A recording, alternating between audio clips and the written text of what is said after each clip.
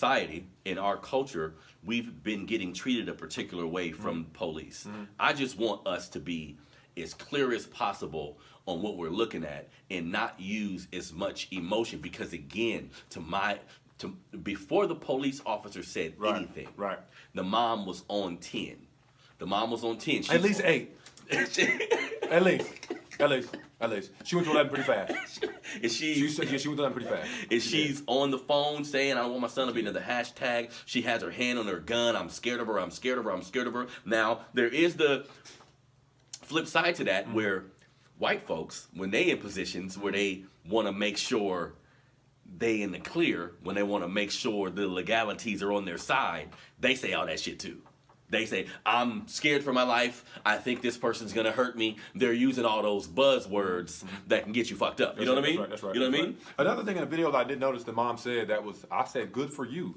The mom said, I've been in Elk Grove for this long. I've been this long. And we have never any problem with these cops. Never any problems. I said, well, good for you. As black people in America, I wish it was that easy for us. Just walking down the street, having a jog, whatever may have you.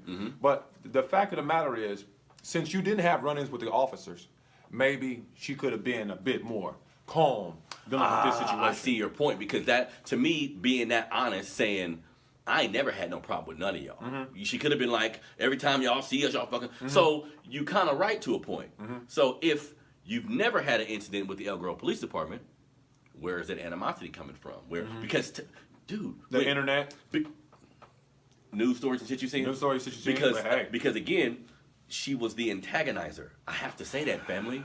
But before the officer starts, the mom was on some, give him his ticket and get out of here, basically. What you doing? Go back to your cruiser, give him his ticket, you got his stuff. I wouldn't say she became the antagonizer. She started with being very overprotective. Yeah.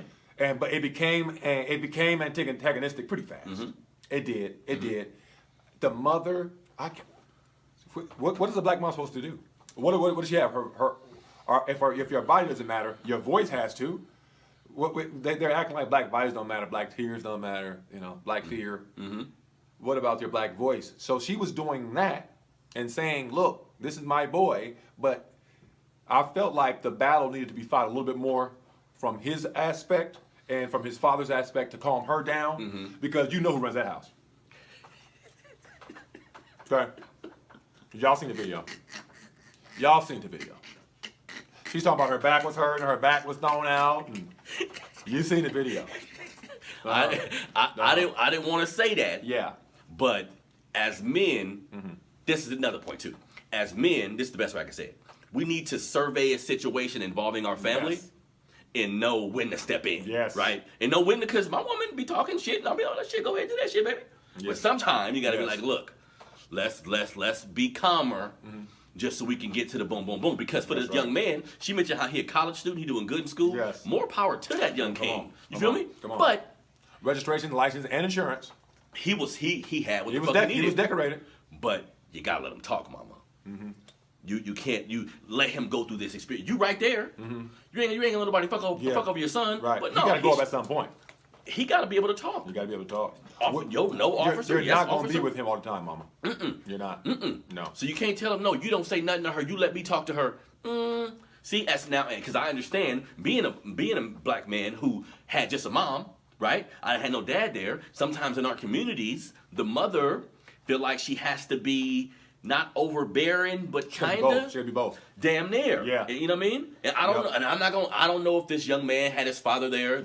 Her husband could be his father. They could have been living together his whole life. Could be stepdad. I'm not saying none of that. We don't know. But just in general, in our communities, the mothers sometimes feel like they gotta boss up like that in those type of situations. Very true. Whereas, as men, we gotta help. Because that cop, this is what I think, family. That cop could have took that aggression, like, get the fuck in the house.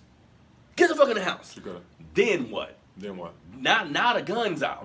Now you probably gonna lower your voice and get to be diplomatic, family, until you see a time where you don't. Now, if the cop would have came on bullshit, like, because the mom came out and she was like, I heard you yelling at him from the loudspeaker. When I seen the mom's video, I'm thinking, yeah, why would you be just yelling at this kid? You being antagonistic before you pull him over? From the cops video, she was just saying pull on the right side. And then the cops video, when she says pull over, and he pulls up to the left side. The cop says, "Good Lord," and it was just like he's not following my directions.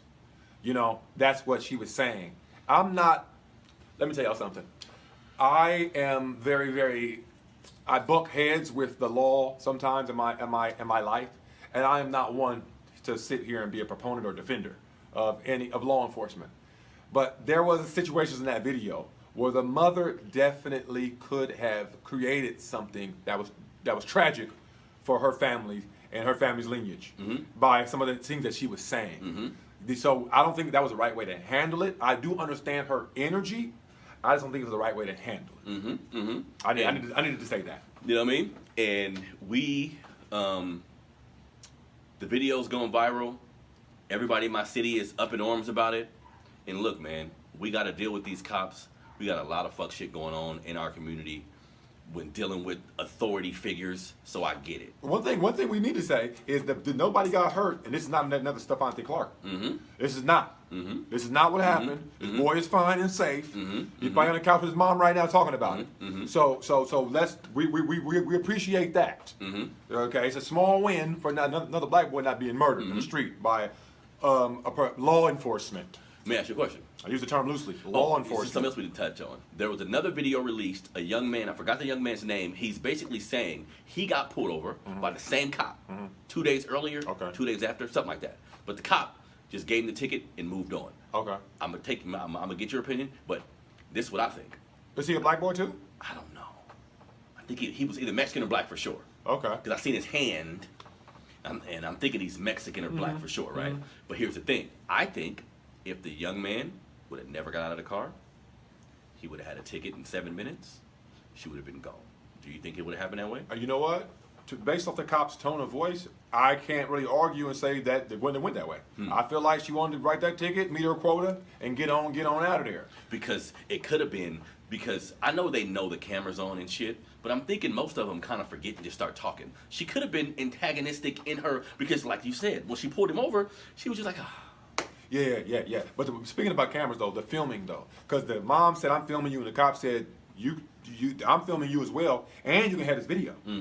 So that let me know that the cop was like, "Hey, man, I'm not really tripping, but don't make me trip." You know what I'm saying? And the mom was like, "No, I'm already tripping on you for even talking to my son." See, and the thing we doing right now, to me, is using logic, and I think, like you said, the mom, the optics put her on 10.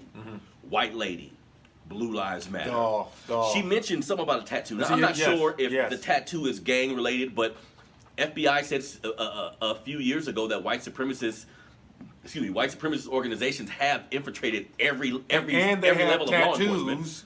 of law enforcement. What's that name of that crew? That they're out in L.A. There's definitely police gangs. Yeah, you know what I mean. And they have tattoos the biggest ones that denote what gang.